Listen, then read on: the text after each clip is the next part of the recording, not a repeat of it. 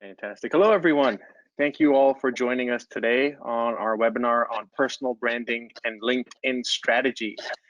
My name is Abdul Mazar Shafi. I'm a 2014 engineering grad, electrical engineering. I now work as a partner at Quantum Lead and am a co-founder at Upstart Ed. I'm also the vice president of the McGill Young Alumni Association. Our aim is to connect, support, and engage McGill students and graduates of the last decade. And to meet this mission, we've been running a series of webinars to support career planning and recruitment in the time of COVID. For today's webinar, we are pleased to have with us Peter Krabelian. Hi, Peter. Hi, everyone. Peter is the co-founder of Plus5XP. He's also an industry advocate and technical specialist for McGill's Masters of Management and Analytics program. We also have fellow alumni with us, Stephanie Thomas. Hi, Stephanie. Stephanie is a talent acquisition advisor at Good Food Market. And before the pandemic, she worked in talent acquisition at Cirque du Soleil. Finally, we have fellow alumni Umayma Shamsi with us. She is on audio. Umayma, please say hi. Hi, everyone. Umayma is a relationship manager at LinkedIn. She partners with organizations in Canada and strategizes on how companies can plan, hire, and develop their workforce. So before we get started, just like to mention, you can submit questions to the speakers. There is a specific Q&A chat box, so please send those along and we'll try to answer as many as we can. The webinar is recorded. We will be sending you the recording of the webinar along with presentation slides that are available and any additional resources the speakers would like to share. That's it on my end. I will now turn things over to Umayma. Thank you and enjoy. Hi, everyone. Thank you, Abdul. Today, I'm going to be presenting how you can really leverage your LinkedIn profile and your LinkedIn network to really take advantage of the network that you have and seek job opportunities accordingly. So today, what I'm going to be looking at is exactly how students can advance their career on LinkedIn. So the first thing I'm going to share with you is as a job seeker, especially during this time, think of looking at opportunities as selling your brand and selling selling what you're capable of. The best salespeople in the world are actually storytellers. So when you think about that, your LinkedIn profile should actually be telling your story and what makes you unique. So when you think of your profile versus your resume, you have to make sure that it's speaking to all potential employers and not just one. You have to make sure that you're giving details about your skills, projects, interests, certification, and more. And also that there is validation of the story that you are telling. At the end of the day, you want to use LinkedIn to show the human side of yourself and make sure that you're not just catering to the job that you're applying to, but you're also catering to the culture of the company that you are applying to. So moving on, what I am going to be talking about is how do you really edit your profile and make it more compelling? So first things first, if you have you have to go to linkedin.com and create a profile. When you click the me icon on the top of your LinkedIn homepage, you can actually add profile sections. And I'm going to go through all the sections one at a time and make sure that you are making each section compelling. So first things first is your picture. A lot of people think that picture is not really important, but I would say it's one of the most important things that you can put up on your profile. And the reason for that is because you get 21 times more views and 9 times more connection requests when you actually put a picture. Now, when you do put a picture, think of how you want to present yourself professionally.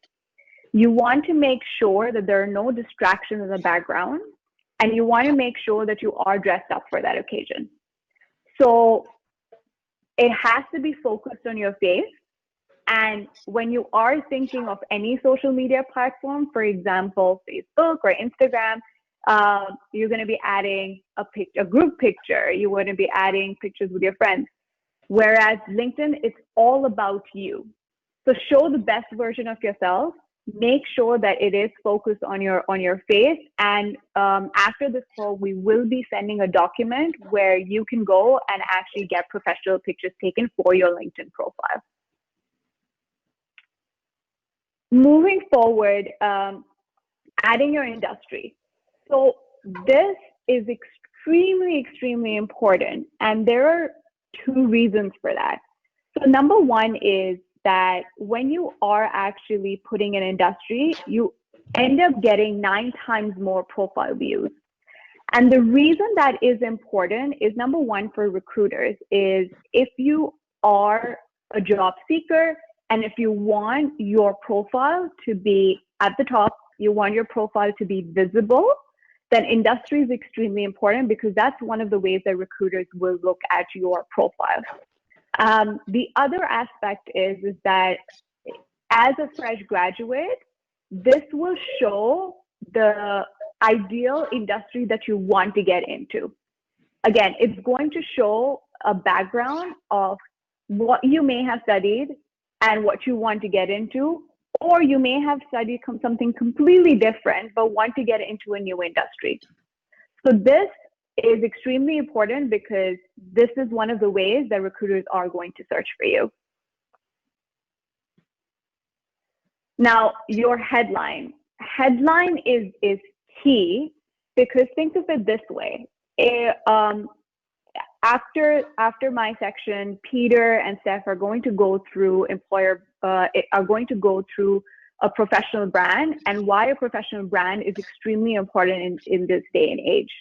So if you had to focus on your professional brand and give yourself a one-liner and say, this line describes who I am and this is what makes me unique, that's exactly what your headline is. So your headline should really, really talk about that if someone sees you, what is it that you want to tell about yourself? What is it that makes you unique? And or what is it that a recruiter should care about when they are looking at you? So headline, again, is that one-liner that is your punchline. So summary. Summary is also key. And the reason for that is because, again, I'm going to come back to telling your story. When you are talking about who you are, what you care about, why you want to get into the professional world, the summary would really give someone an idea of what you're all about. You want to make sure that your summary is at least 40 words so that you show up in any search results for other members. And the way you want to explain yourself in the summary is you want to talk about who you are in 1 to 2 sentences. You want to talk about your experience, your passions, top skills, what you care about, what you want to get into, in 3 to 5 sentences, and also your future goals. Now, yes, of course, it has to be work related, but it can also be about what you're really passionate about and how you can really contribute towards the economy. Again, I really, really want to emphasize that keep it at least 40 words so that you do show up in search results. Now, in terms of the work experience, when you're going to add the section for your work experience, try to avoid bullet points. Yes, you can have bullet points here or there, but this is your time to really show what you've accomplished. And this is the time when you really want to, again, tell a story about what the role was about, what the company is about, how you really contributed to that company, or how you really contributed to that specific work experience for that organization that positively impacted yourself, but also the organization. This is where you really want to shine and showcase how you've contributed in your past life or your current life right now. And the amazing bit that I like about this section is that unlike a resume, you can add the work that you've already done. So any presentations that you've worked on, any photos that you've worked on, any videos, this is giving color to your story and giving a visual component to it. So if you have worked on certain presentations, if you have worked on certain videos or editing or anything like that, upload it so that when people are going through your profile, it's not just that you're telling your story, it's also the fact that you have validation of what you've done. Now, volunteer experience, now a lot of people come to me and they ask me, you know what, volunteer experience is something that we do for ourselves. It's a side thing. I don't know how much that counts, but you'll be surprised to know that half of hiring managers actually consider volunteer experience as genuine work experience. So if you're a student and you've done volunteer experience, but you may not have had any paid job in the last 3-4 years, that's absolutely fine. You need to showcase exactly how you contributed back to the community some way or the other. And the amazing bit about volunteer experiences is that it shows a human aspect to your professional brand, but it's also an icebreaker. When you're speaking to anyone and you're trying to make a connection, and if you actually see that they're interested in the exact same volunteer experience that you've done, you have an immediate connection right away, and you can dig in deeper in terms of what you've done and how you can help the community moving forward. Skills are, and getting endorsed for it is ideal because one of the ways that recruiters will search for certain candidates is through skill set. So you want to make sure that you have at least 5 skills so your profiles do show up on recruiter searches or any member searches. And again, you want to make sure that people are endorsing you for those skills. The amazing thing about LinkedIn is that when you're telling your story and you're showing your human aspect, it's not a one-sided story. At every aspect, you can get endorsed, and at every aspect, you can actually make sure that people are validating your story so that when recruiters or any one of your connections are looking at your profile, they know exactly that the story you're telling is authentic. And this comes down to recommendations as well. So the way you want to get endorsed for your skills, an amazing part about your LinkedIn profile is the fact that you can request for recommendations. This, again, and I cannot emphasize enough how important this is, that you need people to validate your story and tell another aspect of who you are, how you've contributed. You can go to current or former managers, you can go to colleagues, you can go to your professors, your mentors. It doesn't matter who it is. All it matters is how they're contributing and validating your story and your brand. I personally do not preferably like just going and asking for recommendations just when I'm looking for jobs. I feel like it's better if it's an ongoing process. So take recommendations in the moment. If you finish a certain project, or if you have a certain colleague you're working with at a given time, or you have a manager or a previous manager that you are working with, take that opportunity and ask for the recommendation right away. And make it easier for them. Request the recommendation on LinkedIn and maybe send them a side note of what is it that you want them to talk about. Is it a certain skill set that you want them to highlight? Maybe ask them to send you a draft and read it and see what it looks like if a third person is reading it. Again, you want to make sure that the recommendations that are given to you are reflecting a true, authentic story about you. Now, this was telling your story and showcasing your profile in a compelling way so that anyone who actually does talk to you, or anyone that does research on your profile, they can walk back and say, you know what, I think I know this person pretty well, to actually make a connection with them. And the amazing thing is that 50% of hires result from a personal connection. So the second thing that you want to do when you really, really want to leverage LinkedIn is making those personal connections. So the first thing is that when you actually go and search for connections, and you click Find Network in the top navigation to find people, you can already find friends and family. You would be able to find current and former colleagues and managers. It's an artificial intelligence that is built within LinkedIn to show you those connections. Now, obviously, this feature does improve as you use LinkedIn as much as possible.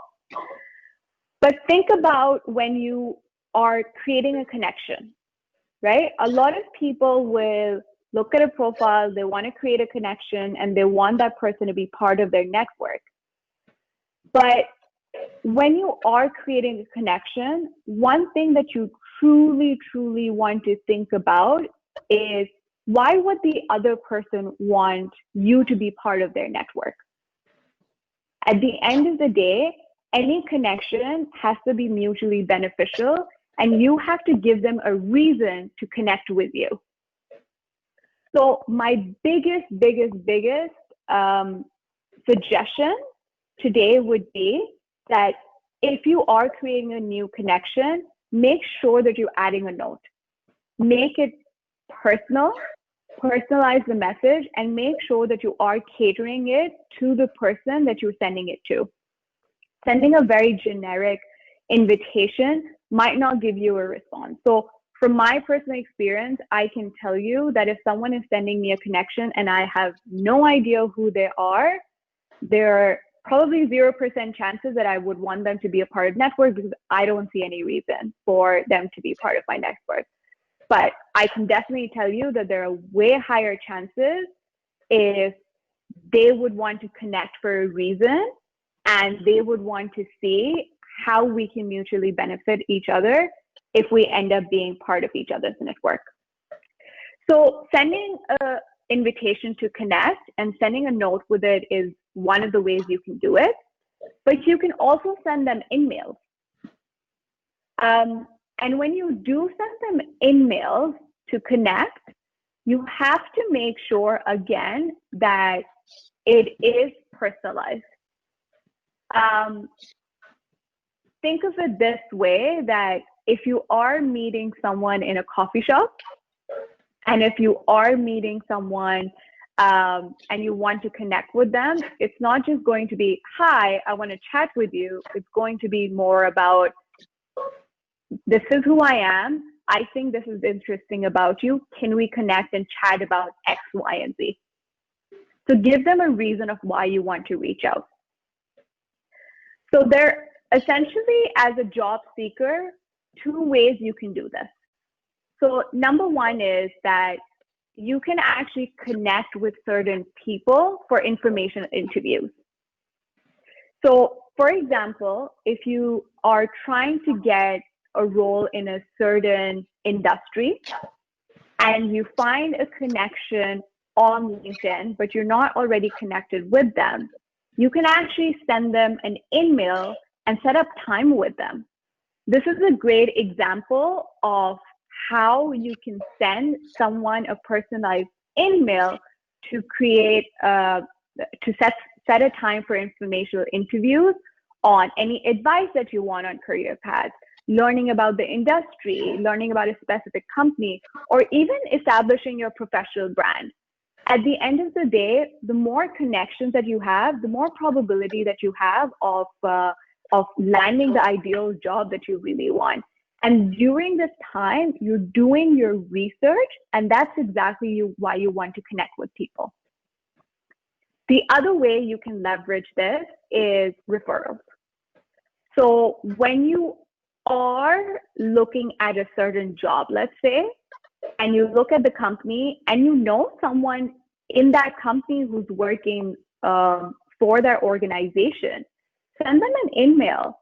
Let them know that you're interested in a certain role, why you would be the perfect fit, and why you think that that person should refer you.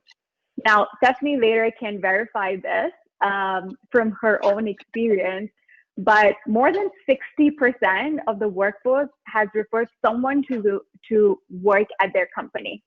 And referrals are seen as a huge, huge benefit. And the reason for that is that they're getting warm leads. They've seen that the person who's referring you has been a success in the organization, and it really builds credibility that way. So take advantage of the connections that you have within the organizations that you want to apply to, and request for referrals. Now, some of the key tips that I want to give you as job seekers is setting career interest in your profile. So you want to make sure that in your settings, there is a section where you can showcase yourself as open candidates. So what this will do is that it will actually notify recruiters in the back end if you're open to new opportunities. And if you are a job seeker right now, trying to leverage LinkedIn for your branding, or to make sure that you are telling people that you are open to opportunities, you want to make sure that that section in your settings is open, because that is one of the key ways that recruiters are looking for ideal candidates. The second thing is create search alerts. So you want to make sure that the type of jobs that you are looking for, when they are coming out in the market, you're getting job alerts. So a few ways that you do get job alerts is, number one, through your email. Second is on your newsfeed, but also your notifications. So if you are getting those job alerts, you want to make sure that you customize it according to how you want your next job to be. So you can create alerts by job titles, companies, location, experience level, industry, function, however way you want it to be.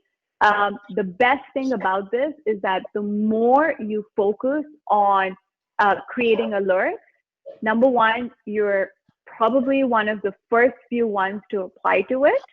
The second thing is that it's according to the ideal job that you really want. And last but not the least, you really, really want to make sure that you're following the companies that you really want to work for.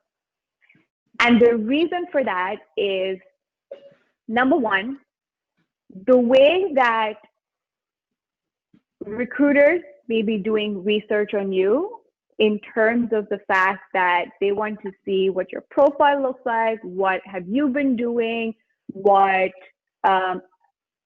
is your unique story, you have the chance to do research on them as well. There are more than 30 million companies on LinkedIn right now. So if you want to make sure that your next opportunity or your first opportunity is somewhere that you really fit in, you want to understand their culture. You want to understand what they're really about.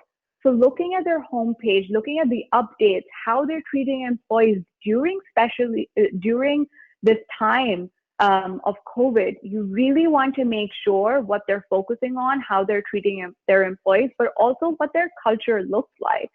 And that's where you want to do the research under the Life tab, but also the updates that have been going on. The second thing about that is when recruiters are searching for certain candidates, they can also see who has been engaged with their company page.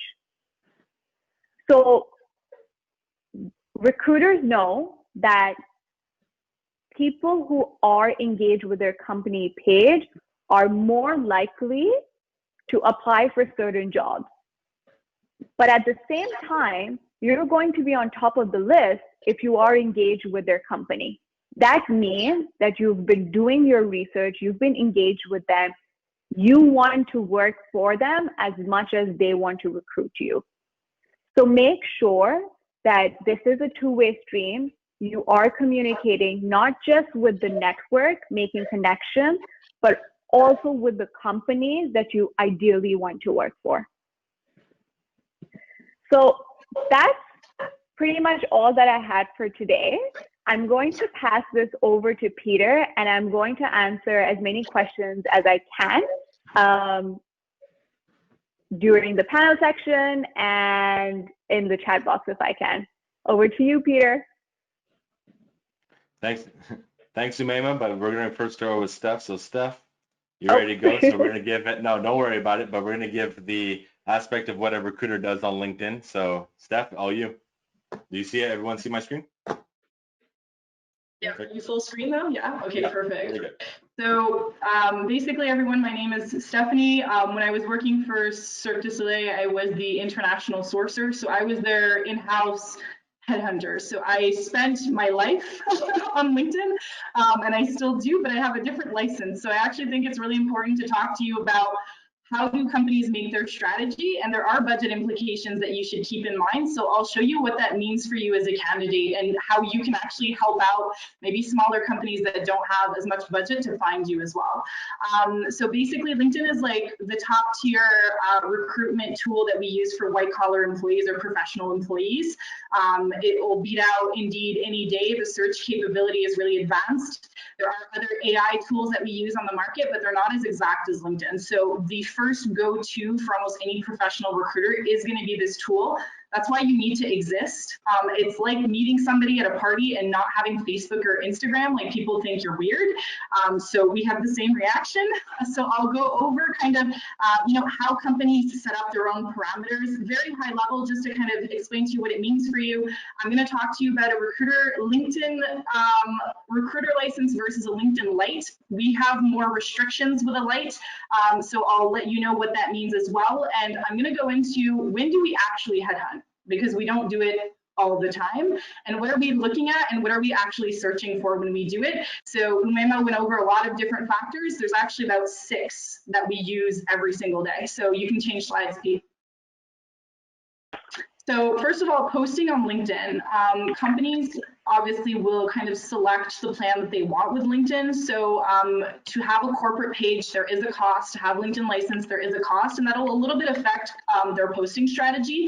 So in positions that are suggested for you that are typically labeled as sponsored, companies are using what we call a job slot. So they're actually paying, it's a substantial kind of fee if you compare it to other tools, but it does have a much wider reach. So assume that those positions are high priority. So positions that are tagged as sponsored, positions that are being presented to you, you'll want to apply, but you'll want to apply quickly in this market because we are pulling job descriptions down very quickly. We're getting a lot of candidates very fast. I'm talking like I got up 200 candidates in 3 days in Toronto for talent acquisition specialists. So I pulled it off and it took me 2 weeks to go through all the applicants. So I'm not going to leave it on there indefinitely. So try to be first, like she was saying. Also, often when it's a suggested for you and when it's a sponsored position, we have the option on the back end of actually saying which recruiter is in charge of the position. So if there's a little face next to the job, that means that that's the recruiter hiring. And that's an invitation to connect and reach out to them for more information. There's some positions that aren't necessarily going to be kind of sponsored or top of mind, but they are going to be on the corporate page. So any company that has what we call the applicant tracking system, it's basically our information system. It's our CRM where we put all of our applicants. So when that's connected to LinkedIn, LinkedIn will repost every single position we have. So if you go to a company's page and you actually click on the job section, you'll see every single thing that they have to offer. And for new grad positions, that's probably more likely where you're going to be finding them. LinkedIn also offers the easy apply button, which is great for you. That essentially means you can apply with your profile. Do it.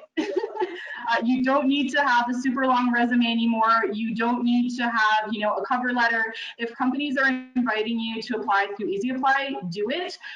But I would recommend just checking up in a couple weeks if you haven't heard back. I know that LinkedIn wants everything to work perfectly, but sometimes we do have little IT glitches. So just make sure that you are, you know, following up with them or going directly to the corporate website to apply. Anytime that you apply outside of the information system, there's always a risk that there's going to be a glitch somewhere in the back end. So do keep that in mind and check up on that. And also some organizations won't necessarily have a huge corporate sponsored page. They won't have job slots available to them. They'll maybe only purchase them occasionally, but a lot of their recruiters will be posting the positions in their feed. So they'll be kind of doing a post, probably putting a link in the comments, because if you're pulling people off of the LinkedIn platform, it does decrease your organic views. So that's why you need to connect with recruiters, because not everybody has the luxury of using like the high powered level of LinkedIn. Some of us are a little bit more creative, but we still have jobs to offer. So Pete, you can switch the slide. So I'm going to talk very high level about the licenses. They're changing all the time. I just want to explain to you that basically a LinkedIn recruiter license is probably 10 times the cost for a company than what we call a LinkedIn Lite. So a LinkedIn Lite's like a sort of like a premium plus, but for recruiters typically. So that does mean something for you. So essentially like a LinkedIn recruiter license, it doesn't matter where you are in the world.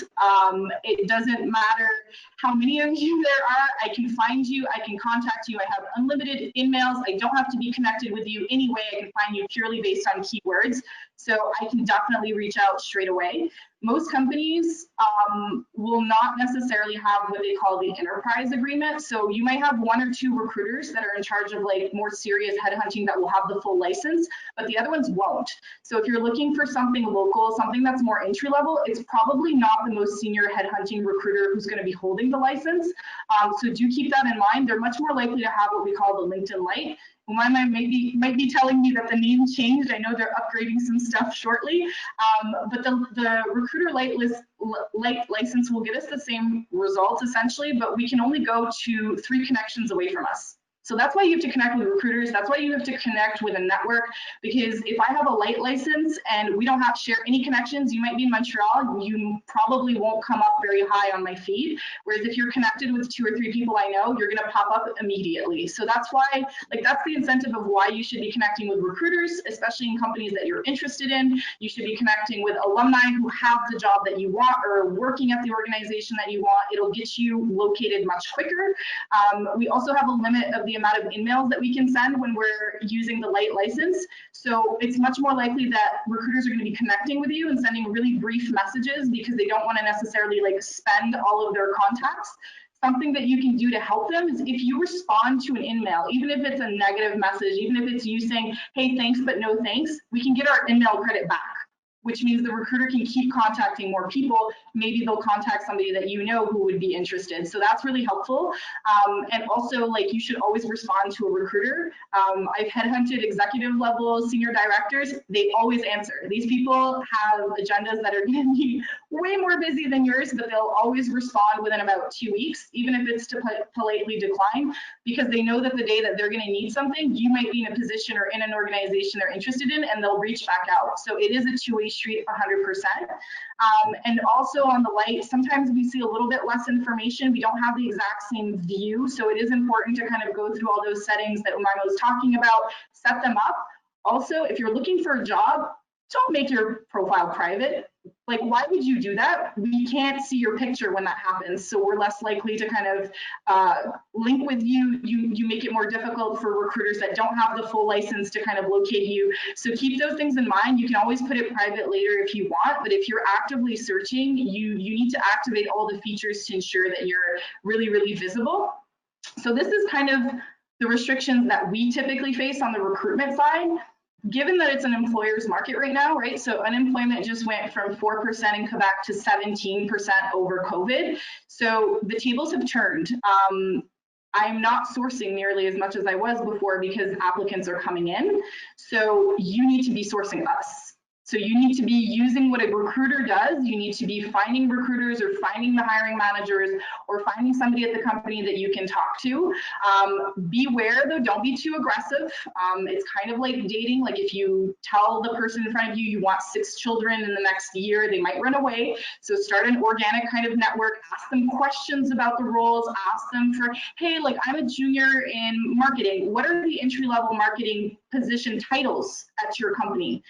So then you'll actually be able to kind of understand the lingo, and then they might say, oh, actually we have one open, here's the job description. So asking questions when you reach out to a recruiter is way more helpful.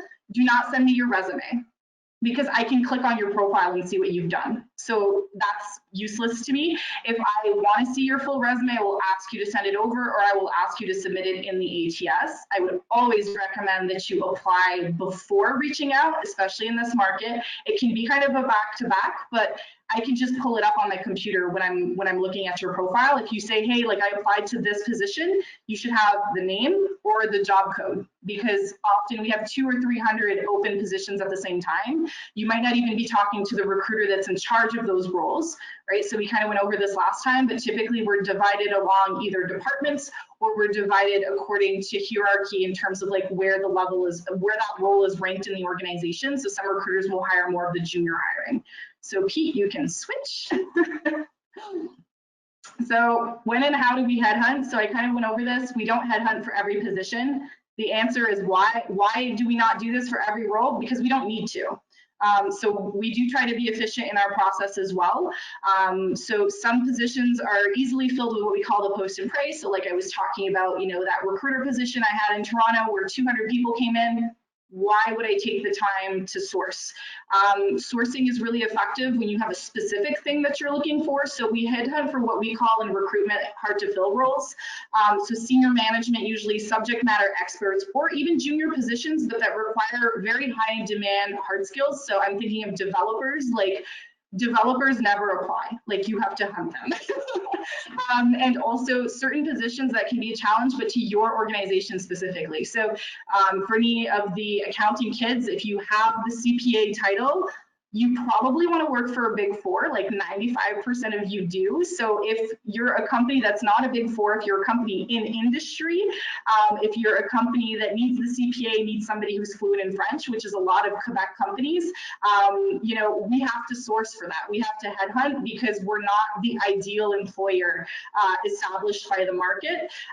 And also sometimes we just need a unicorn. So we need somebody with 2 completely opposite skill sets that you would normally never find in one person.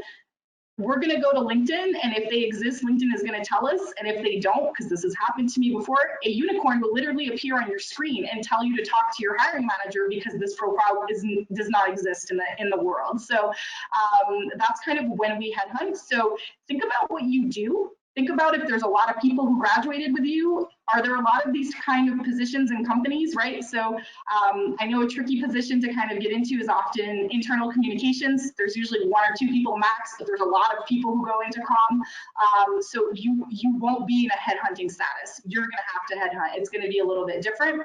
So kind of like I was saying, for new grad positions, it's much more rare that we're going to take the time to headhunt and look for you. If you come across our feed, that's a different story, but we're not necessarily going to sit down and look for new graduates and headhunt them off LinkedIn. So also, like I was saying, we want you to find us, and we use Booleans, so do keep that in mind. When you're searching for us, you should be using the exact same methodology as when we're searching for you. So if you look up recruiter and Cirque du Soleil or recruiter and Good Food, I will pop up in your feed. And you can also check how you're popping up in people's feeds, right? So there's a section that says how many times you've been viewed in the last week. So last week I came up 585 times. And I came up searched as a recruiter or a talent acquisition specialist. So that's perfect because that's my title. If what people are finding you for has nothing to do with what you do, you need to look at how you built your profile because something's wrong. And then the 6 things that we mainly focus on when we're searching. So this is before we're going to find your profile and really take a look at it. I'm going to search by job title, and I'm going to search by location. Location has to be a city, guys. Do not put a country. Recruiters will rarely are told, hey, you can hire this person anywhere in this country and search like the entirety of it. We tend to do that as a last resort if we haven't found something local. So if you want to work in Montreal, you should be putting yourself positioned in Montreal. If you're moving to Toronto or you want to move to Toronto, put your location as Toronto right now, because you're not coming up in people's feed in Toronto as being local, right? Especially if you're able to relocate quickly and on your own. People won't go after you as much if you're sitting in the Montreal market. Your skills, so like Mama was saying, hard and soft skills, list them. Get them, validated if you can.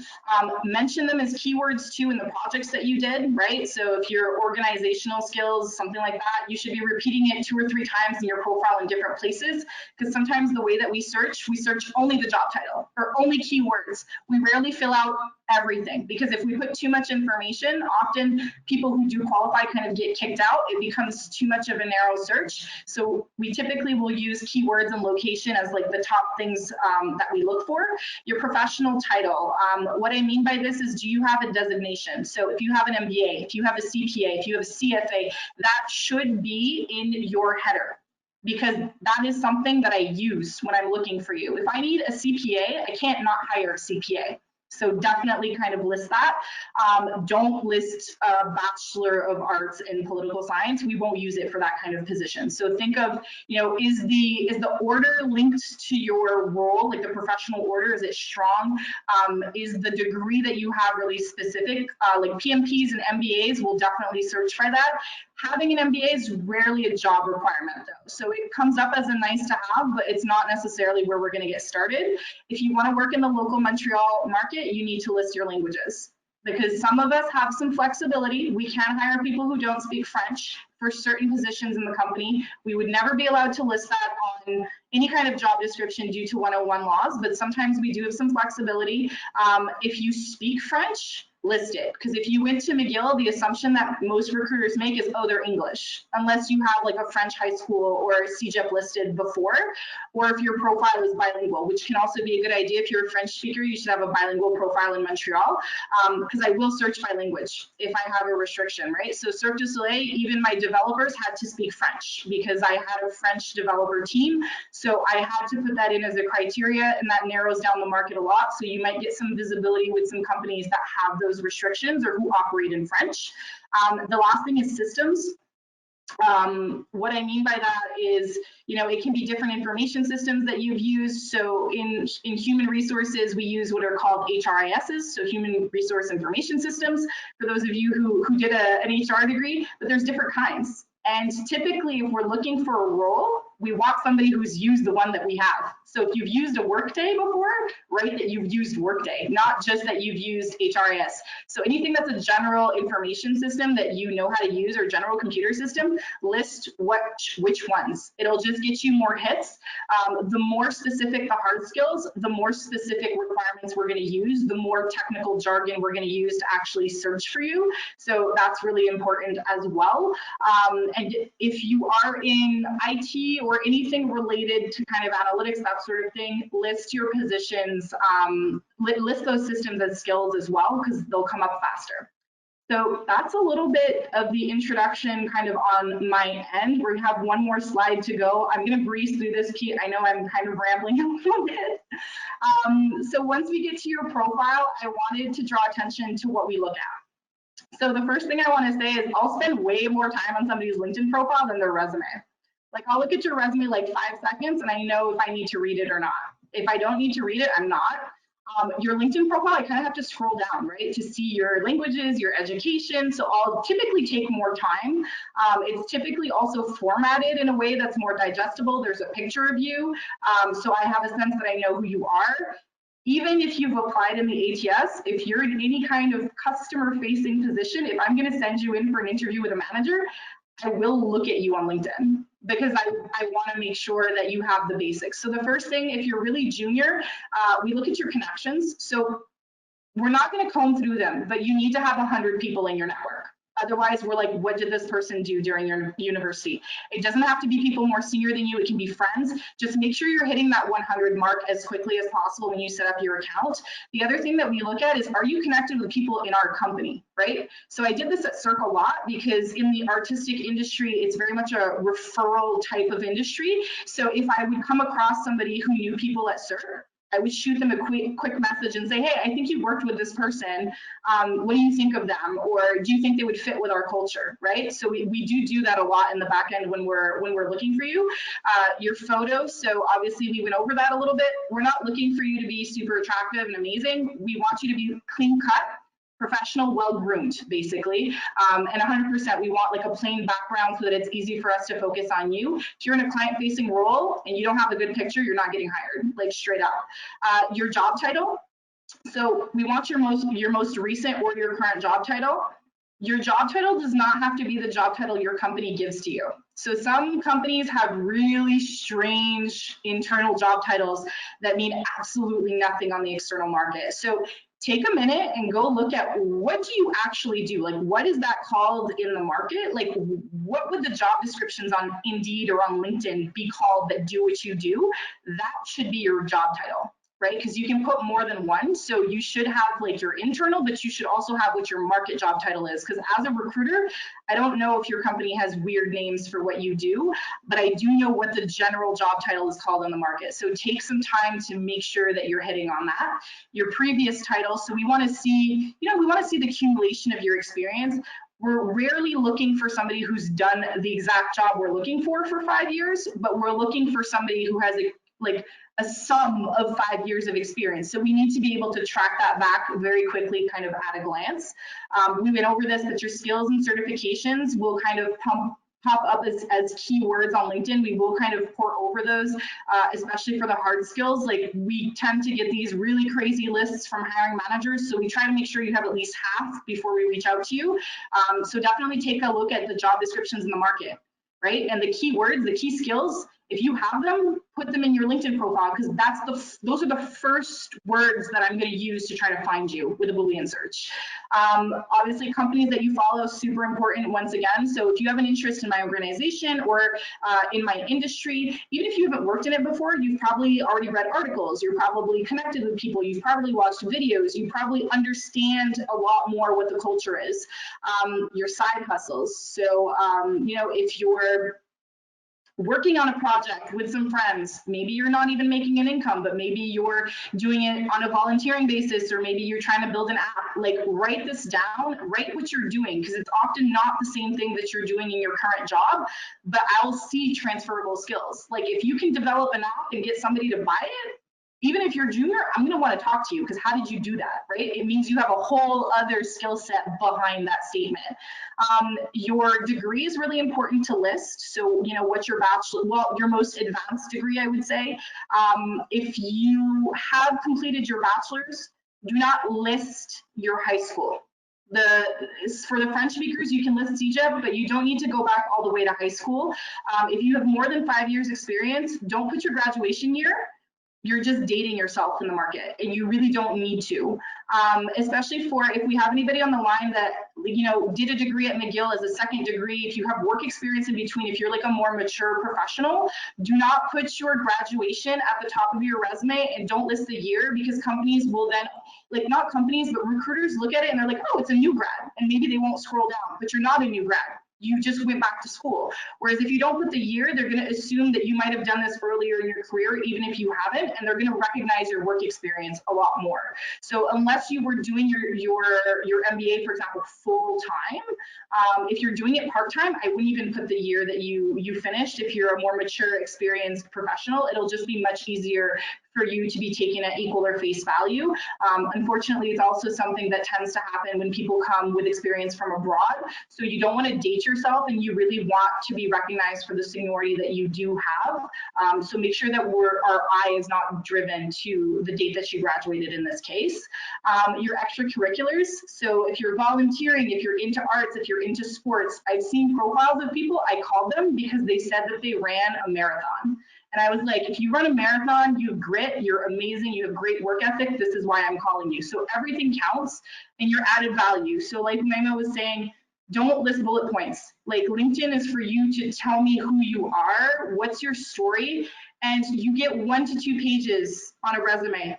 And we're told not to say I on a resume. You get to say I on LinkedIn, and you should say I, and you should talk about what were your projects, but what was your added value, and talk to me in detail about your stretch assignments, like stuff that's outside of the normal scope of somebody who does this job. If you've been on big cross-functional projects, like that's really the time that you should use. So that's my spiel for now. So I'll pass it over to Peter to continue with the branding.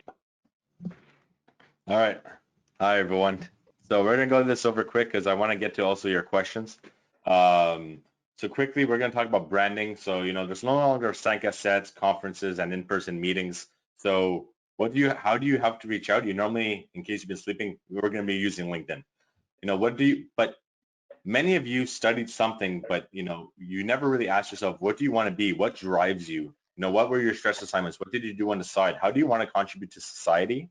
And more importantly, how do you want your employer to know about you? Like, what is the brand you want to suggest? And this is what we're going to talk about.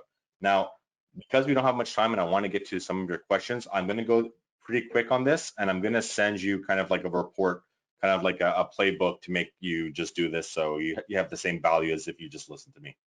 So what is the difference of branding and marketing? Marketing is what you do, branding is who you are. So what I mean by that is, brand is a promise that you made to your consumer. The branding is the outcome from the positioning of your brand. Result is, why this is important, because you actually make an emotional bias, which is positive or negative. Like, for example, I'll be honest, I don't like Apple. However, there's other people who would shank me because of Apple, because they love it so much. When that's how much of a brand power that Apple has, and I have to give kudos to them. But of products, I don't like it. Now, people confuse this, and you want to make sure that when you're a young professional or a student, you want to make sure that your brand gives you a positive bias in the marketplace. And we're going to give you some examples of how you can do that. So the next one is, I know the next question is, well, Peter, how do I make my own brand? Who am I? How do I do that? So my answer is, you have to create content. Now you're going to probably now ask me, but why? And I try to read your minds whenever I make my storytelling, in case you haven't noticed. However, looking at it is content on LinkedIn, there's 9 billion impressions a week. And I think there's more than that because this is for old data. And only 3 million users actually make content. And they're saying out of 500 million, but I know from my friends who work at LinkedIn, Umema and other people, there's like 650 million people now on LinkedIn since this was posted. So less than 1% of people on LinkedIn create content. So when you're understanding that, and they're sharing over 9 billion impressions, you have to think to yourself, what does that mean? And in layman terms, that means no matter what you say, it will be heard. And I think that's really, really important for young professionals to be aware of. It's not like Instagram, it's not like Facebook, it's a completely different game. And this is an ideal landscape for you to take care of. So going into it, I want to explain, different types of content you can create. The big four on LinkedIn are videos, articles, posts, and comments. Now I'm going to explain to you what are some strategies you can go quickly. So videos, LinkedIn right now is trying to really push video content. And because of that, the algorithm is giving much more visibility to video. So if you're going to make videos, and if you're that person who likes making videos, this is a great time to actually post that. So the only thing that's different is a view on video, someone has to watch it for 3 seconds before it's a view. So just make sure you're aware of that before when you look at your data. Looking at articles, this is a great way to kind of position yourself as, a thought leader or something like that. And it's going to take long term because it stays on your profile in a different section. So this is very interesting for you to look at. Posts, this is normally the backbone of video and articles. However, you can also do a standalone. I would suggest you adding a picture of those, so people like to see, pictures when you see a post. This is the easiest metric to capture views. The reason why that is as long as someone hovers it, they don't really have to read it, you get a view. However, like I just said, you don't really know who reads it. So this is something that you may want to look at. The last thing, and this is where I think I would suggest anyone, I don't care if you're an introvert, extrovert, or anything, if you're starting your brand on LinkedIn, comments is the best strategy in the beginning. The reason why is you go to anyone large, all of you look up to someone, well, as Bill Gates, Warren Buffett, I don't know, Elon Musk, all these people, They post regularly on LinkedIn because they get a lot of views. You can follow them. You'll get a notification when they post. Run to it quickly, read the content, and make a comment that actually gives value to the post. Don't say, great job, Bill. It was a pleasure reading it. No one cares. That doesn't do anything. But if you actually say, you know, so I'll give an example. You're a finance major and you're following Warren Buffett and they're talking about the oil crisis. You know, you can just be like, oh yeah, I'm looking at the oil crisis, but you know, have we hit the minimum yet? Well, looking at technical analysis, I actually see there's a lot of, you know, blah, blah, blah, blah. And you keep going technically and actually giving value to people, and people actually start connecting. People will reach out to you, they'll read your profile, they'll connect you, and it's something so small that and so big that you get so much visibility from it. And the good news about it is, even if you read a comment that sucks, no one notices, because just no one will check your profile. So it doesn't really matter, as long as you're not swearing at anyone, to be honest. So that's something I really want to go quickly on. You know, next thing I want to actually just do is I'm going to bring this over because it's something different, and I want to show what is going on. So I'm actually going to show my profile. Steph, do you see my profile just to make sure? Because I can see this. Okay. So everyone, this is what my profile looks like. You know, you have your picture, you can create it. We're going to give you areas where you can actually create backgrounds. Your picture is all good. This is your featured. So, you know, an article, some posts. We just made an interview with someone from Google to help young professionals how to get jobs. So you should look at that if you're interested. Our post about, you know, LinkedIn. So right here is, I want to show this because it shows how much data LinkedIn gives if you create content. So if you create content, your views go up.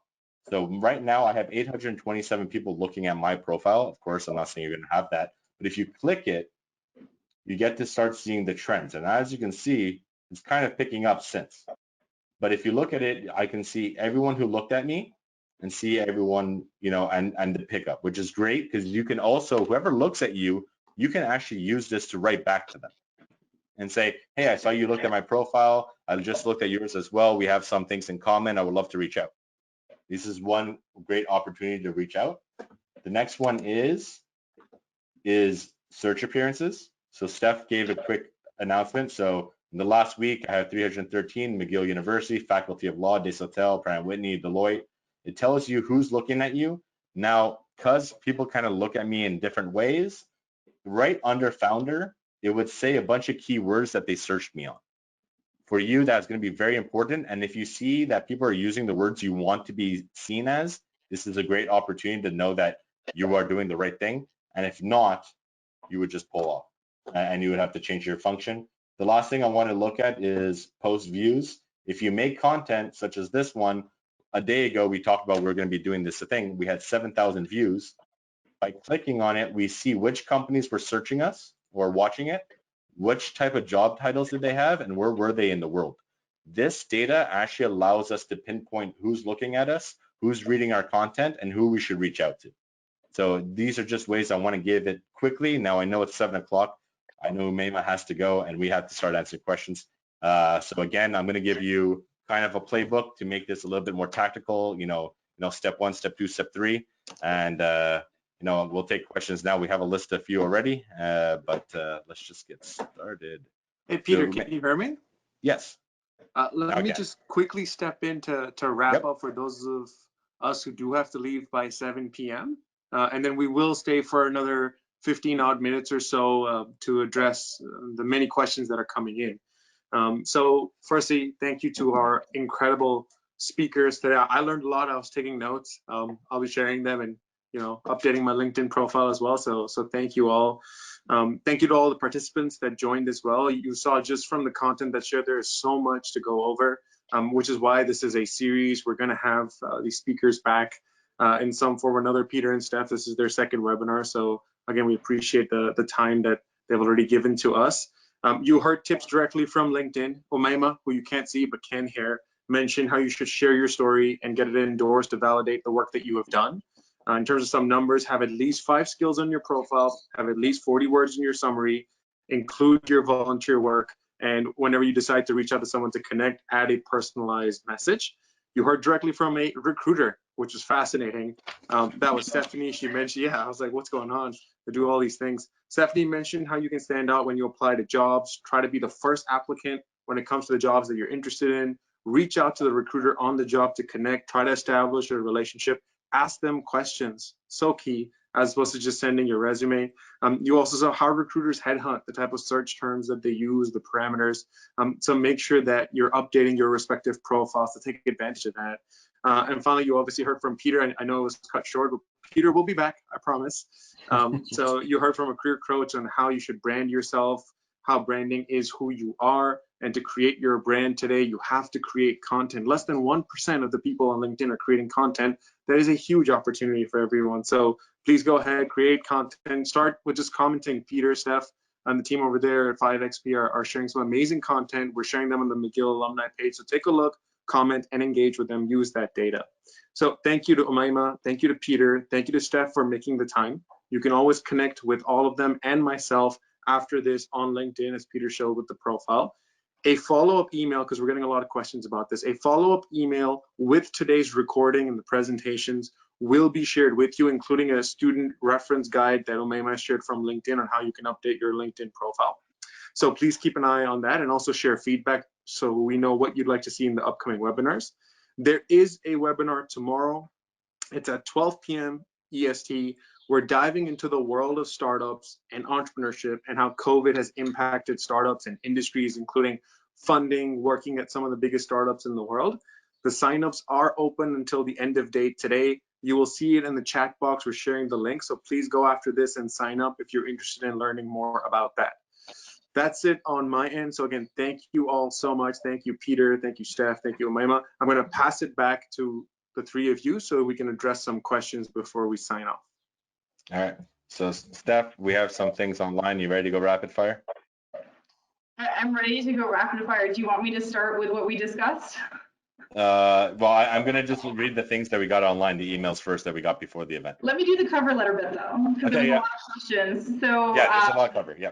Yeah, we got a lot of questions before the webinar about cover letters, how to format them, should I write them in my native language, like if it's English versus French, that sort of thing. Honestly, I'm going to give you a very blunt opinion of cover letters that's pretty widespread in the recruitment community. We don't read them.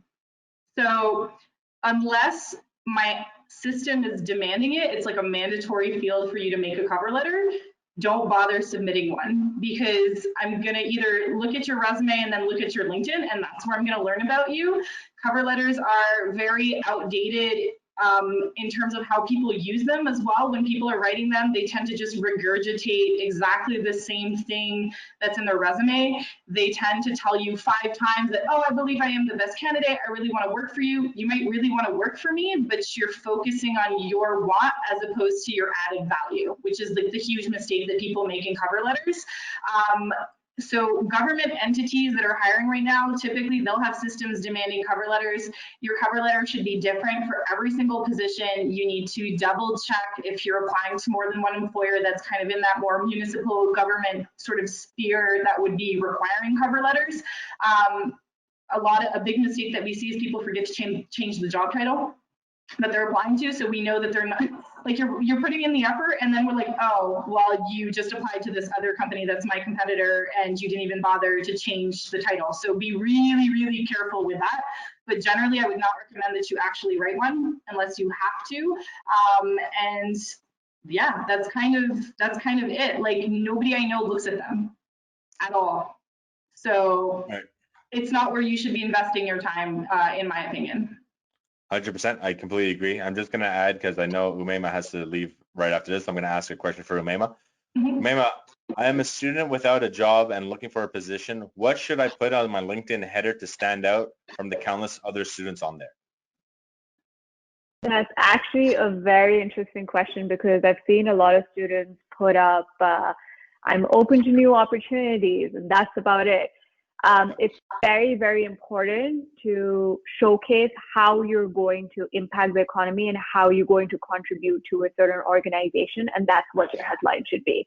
So let's say if you're looking to be part of a sales role, looking for opportunities to create or build strategies to increase revenue for a certain organization. That's one example. or if you're looking for a HR role or a recruitment role, like Stephanie, looking to add ideal candidates to your workforce. So something very specific and goal-oriented that you would like to do moving forward. Yeah. Steph, do you want to add on something like that? I have a feeling you want to add, or do you want me to add it? I would say one thing for students, often when we're looking at your profile, just make it obvious that you've graduated. Make it obvious if you want, and this is not necessarily in your title, this is more in your profile, like the blurb right below. Tell me if you're looking for full-time. I don't necessarily know at the end of a bachelor's if you're going into a master's, are you going to be available? So that's definitely just a little practical thing that you can do, but I do agree with what Umeme said in terms of making sure that you stand out, making sure that you're relevant for your industry. Don't be afraid to have a sense of humor a little bit sometimes too. Like if you want to go work for a big four, okay, sure, be corporate. Like what you should do is basically go see people who work at the company you want to work at, look at their LinkedIn profiles, look at the aesthetic, mirror that aesthetic, right? So if you want to, back in the day when I was at CERC, if you would have showed up with a full suit on your picture, I would have gone like, not sure it's a fit. If you had like, as a woman, colorful jewelry, or if I could see that you had like a scrunchie, like there was a little something creative about you, much more likely to think that you're going to be a fit with my organization. So focus on the types of companies that you want to work for and go see what their LinkedIn looks like and go see what their employees' LinkedIn looks like as well. And then go see what kind of wording they use, right? Because you might get a keyword in the organization that's going to come up. So you would be able to say aspiring so-and-so. Right? So you can kind of play on that a little bit so that you're coming up in the searches more. Yeah, I was also going to think of add also the title that you want, because people search of titles when they're looking for people. So if you want project manager, don't put project management, because that's not how Steph is going to search. She's going to search for project manager. So aspiring project manager, class of whatever in your, just below in your profile.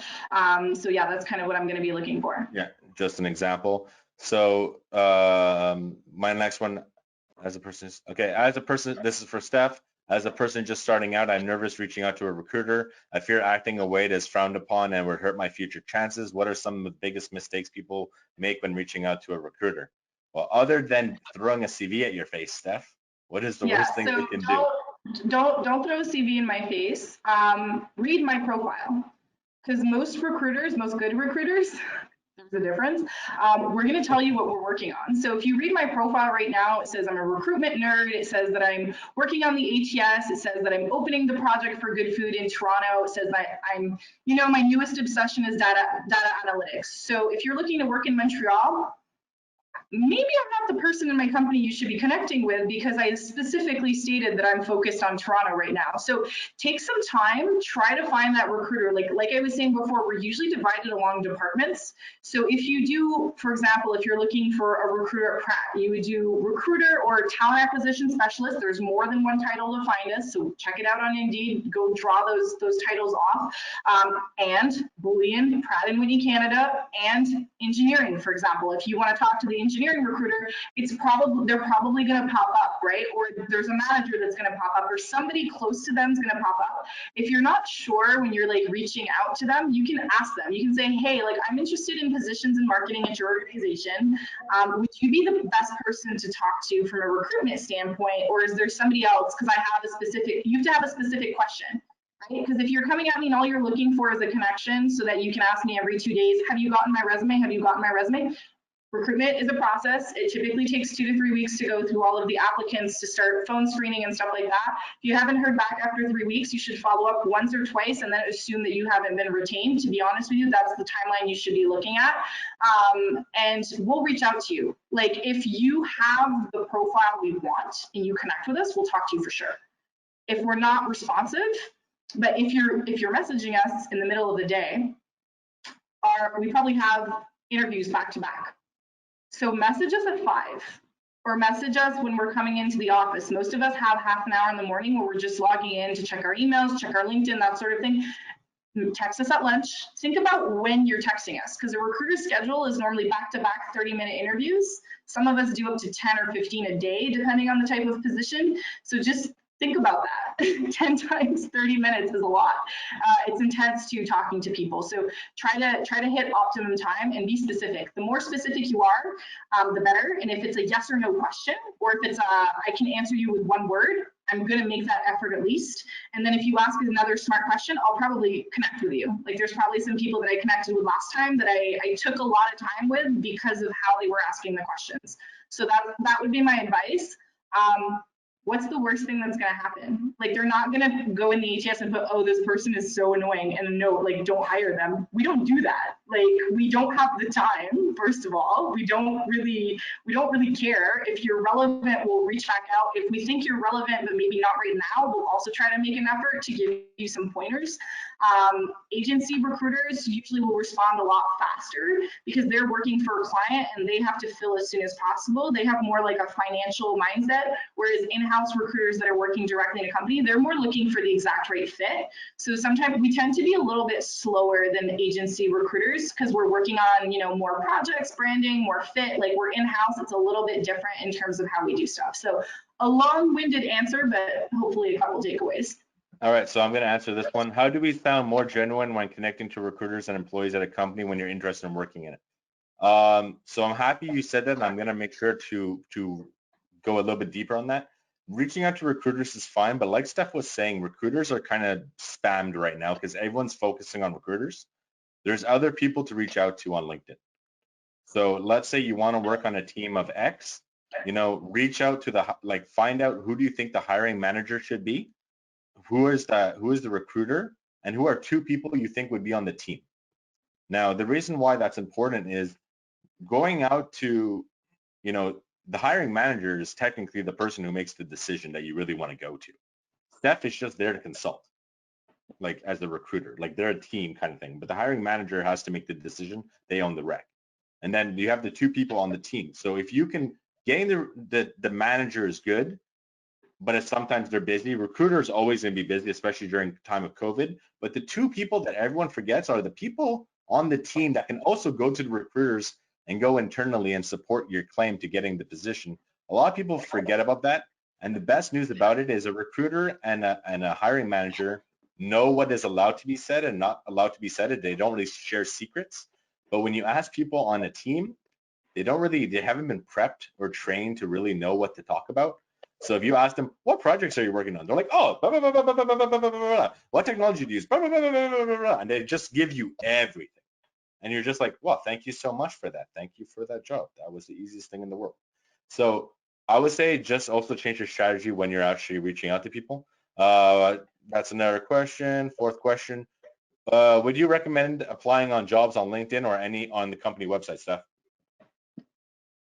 Okay, I'm going to say the company website every single time. It's a longer process. It's more tedious. So it's hard to explain unless you're in a recruitment team, but a recruitment team can have 10, 12, 20, 30 recruiters in it. Like I was mentioning before, LinkedIn Easy Apply is really great. I'll be straight up with you guys right now. Good food, we're not connected. So what's happening is the positions are going into a project. So we have to log in to the enterprise account to see the candidacies. It's a glitch. It's supposed to be connected. It's just a little integration problem, but right now it's not working. And this can happen in other organizations too. So if you are applying through LinkedIn, that's fine, but you should be kind of double checking in a couple of weeks just to say, hey, just wanted to confirm I'm in your ATS. If you just use the word ATS, recruiters are going to go like, this is amazing. How does this person know what this is? Because we do everything. So all our statistics, all our people analytics we pull from an ATS. A lot of the ATSs now are getting smarter and smarter in terms of like they're more UX friendly. So before there was a lot of resistance from recruiters to use them fully because they were very heavy kind of tedious systems. Now there's a lot more fluidity. A good way to know if a recruiter has an automated system, guys, by the way, is how long does it take you to apply on the job site? On the job website, because if it takes you like 30 minutes, they're dealing with a dinosaur from the 1990s. So you're gonna have to be more persistent. If it takes you like under 5 or 10 minutes to apply, it's probably a good piece of technology that they're using on the back end. So they'll have a really friendly interface. It'll be easy for them to kind of see your profile. Also, just be cautious. You can apply to more than one position in a company for sure, but don't apply to 25. Like you should be applying maybe to like 3 that are, if not in the same department, like in departments that are kind of adjacent or make sense, if you're not getting a response on all three after like a month, take a break, right? The recruiters have just seen your profile. Clearly there's something missing. If you have an opportunity to connect with somebody, you can say, hey, I think I might be missing a couple of critical skill sets for your organization, or maybe my experience is not aligned. Like, do you have any advice on stuff that I can do to make myself like a more valuable candidate? But take a break, like take a couple months, reapply, it's fine. Like nobody's gonna have an issue, but we do always have those 2 or 3 people that are super fans, that's what we call them, that apply on every single thing. And if you do that too often, recruiters become immune to you. They're just like, oh, that name again. So it gets to the point where they stop opening your actual resume. And if you do it too often, there might be an opportunity one day that you would be perfect for, but there's going to be kind of just that, this is like the annoying thing of the person who doesn't stop texting you all the time. It can be a little bit like that. So just err on the side of caution, but you should 100% be applying to more than one role if you're interested in more than one role. All right. So at Peter, let's say an employer fired you. What do you say in the future employers? Do you say you quit, or do you say you been laid off? You say you got fired. You never lie on these things. Right now it's a good time. So if you got fired at all within the last 3 months, everyone's just going to assume it's COVID. So that's good. If it's before that, honestly, own it. I'll be honest, but tell me what you learned from the situation that you got fired. So if you got fired, like, again, you're relatively young. I don't think anyone on here is 40 years old or anything like that. But even if, let's say you're a young professional, you got fired, especially if it's a really big company, and you just said, hey, I was doing this. I assumed, I was the shit. And then all of a sudden I got fired and then I realized I'm not.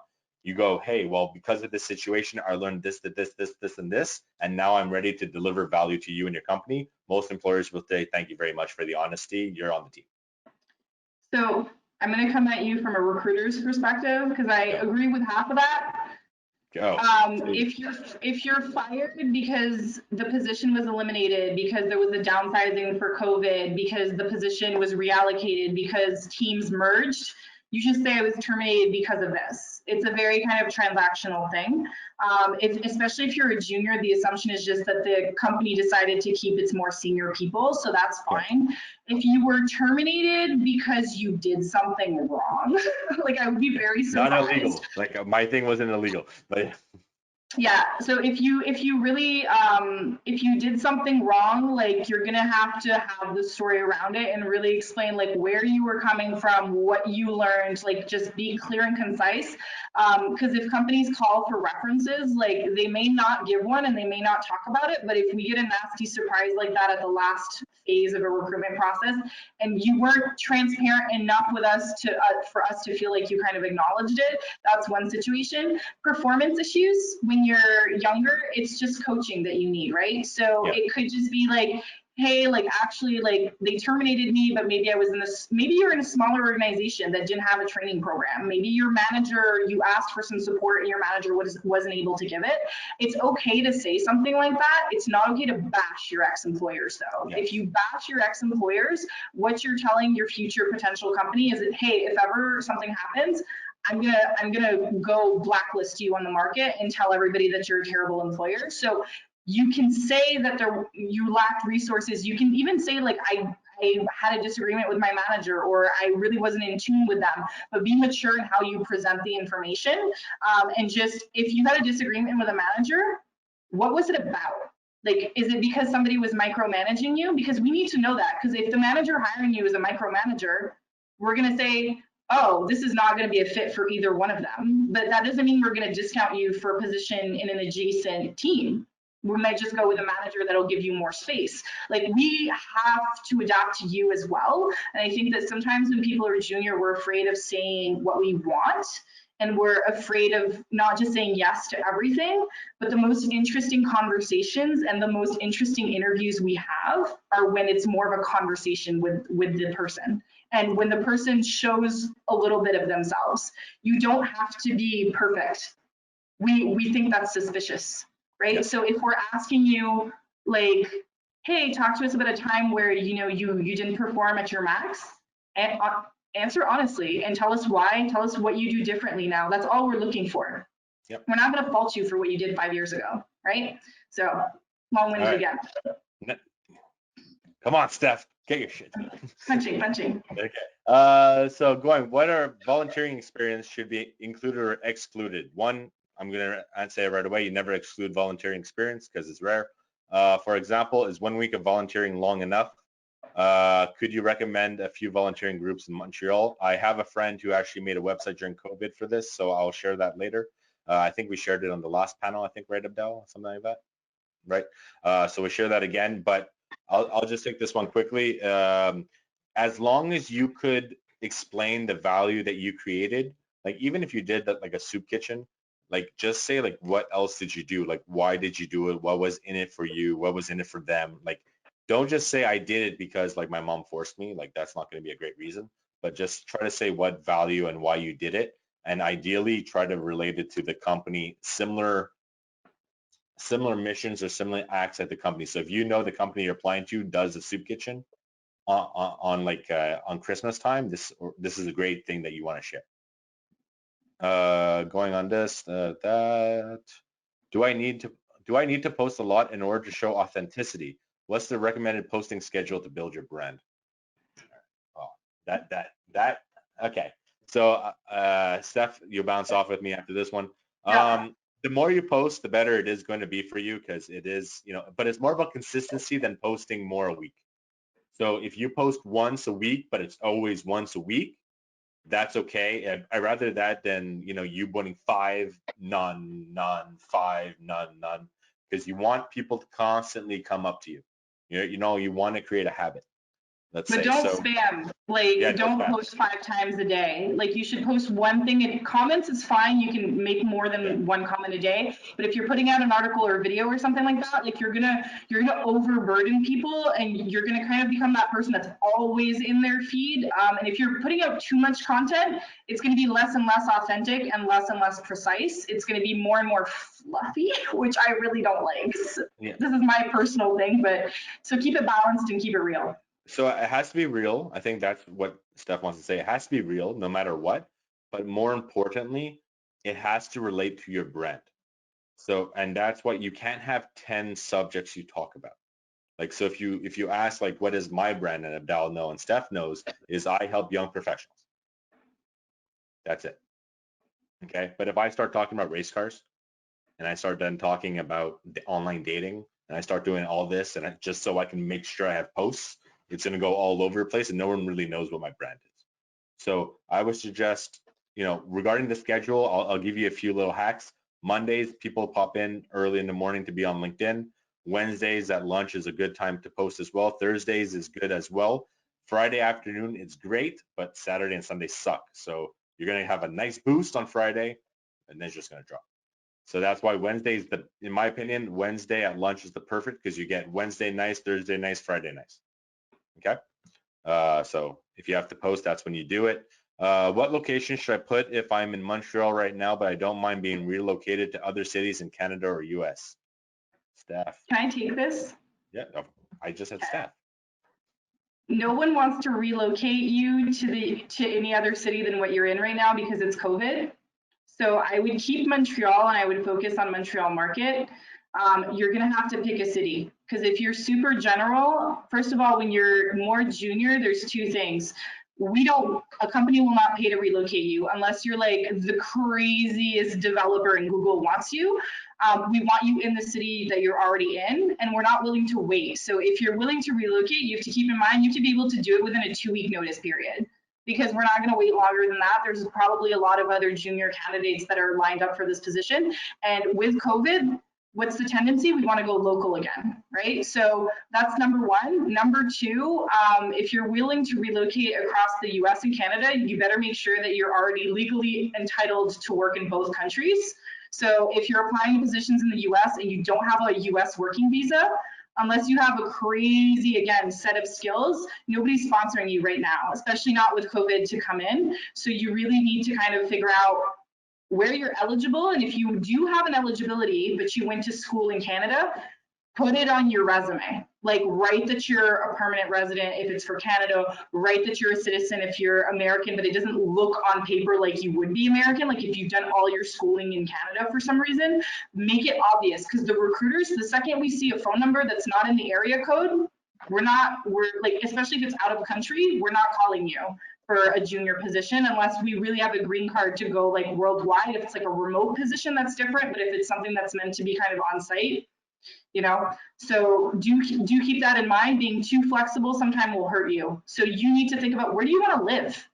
Like, just go off of that to start, and then start your search. And there's nothing that prevents you from changing your location as you go through if you're seeing that you're getting more attention in one market than another as well. All right, so I'm going to answer 2 questions rapid fire. The one is, do I write my, where did I just look? Should I write my summary, be written in the first person or third person? First person, and make sure you explain value. One thing that Umaima forgot, and I want to make sure everyone knows, your LinkedIn is considered a database. Everything you write can be searched. So it does not mean write as if a computer is reading it, but if you write specific things you think people are going to look for that job, the best cheat code you can do, take a job description that you like, 1, 2, or 3, and pull some words and make sure that they're in your summary so that people are looking for you when they search. 100%. I agree with Peter. That's one. Number 2, who do you address your cover letter to? No one cares. Next one. Yeah, you don't need one. And if you have to make one, you can just say like, dear hiring team. You don't have to be specific, because it's usually not even the person you're going to address it to who's going to read it anyway. Okay, we have to finish that. So one last one. Do I have to be completely familiar with job description? Sorry, I'm like looking at 4 different screens right now. Looking at familiar, do I have to be completely familiar with the job description and task in order to apply for it? No. I said this last time. If you have at least 50% of the requirements, apply. The only thing is if there's a specific degree, like if it's an engineering position where you have to sign off on engineering work and you're not an engineer, that's a deal breaker, right? The education is usually the deal breaker. So and you guys should have that, right? You should all have your bachelor's or close to at this stage, so that shouldn't really affect you. Everything else is just like a cherry on the sundae. And a basic example is if you use Tableau, but you're applying to a position that wants Power BI, you can write that Tableau is like Power BI on LinkedIn. So comfortable with visualization tools such as Tableau, easily could learn Power BI if needed for a job, and then you'll pop up in the Power BI keywords too, even though you're saying openly that you would need to be trained on it. So be logical, because some recruiters don't know what all of the hard skill terminology is. So when they're searching, they're just using the keywords the hiring managers gave them, but they don't necessarily know like what are all the different names of one technology and exactly what they do. So make that obvious for them. And I'm done. All right, we're done. Abdal, sorry, I try to keep it light. No worries. Peter. Did it cut me off? Probably. I didn't stop talking. No, it's okay. Again, thank you, Peter. Thank you, Steph. Thank you, Umaima, for being here. We didn't get to a lot of questions, so follow Peter, follow Steph, follow Umaima on LinkedIn. Feel free to connect with myself as well. Follow the McGill Young Alumni Board. We're on LinkedIn, we're on Facebook, Twitter, Instagram, and give us feedback on what you want to see for the next webinars. We do have another webinar tomorrow again at 12 p.m. So the link is in the chat. Sign up. We're focusing on startups and entrepreneurship. And yeah, just signing off for tonight. So thank you all again. We had hundreds of people join us. We appreciate your trust, and we're going to continue supporting you. Thank you all.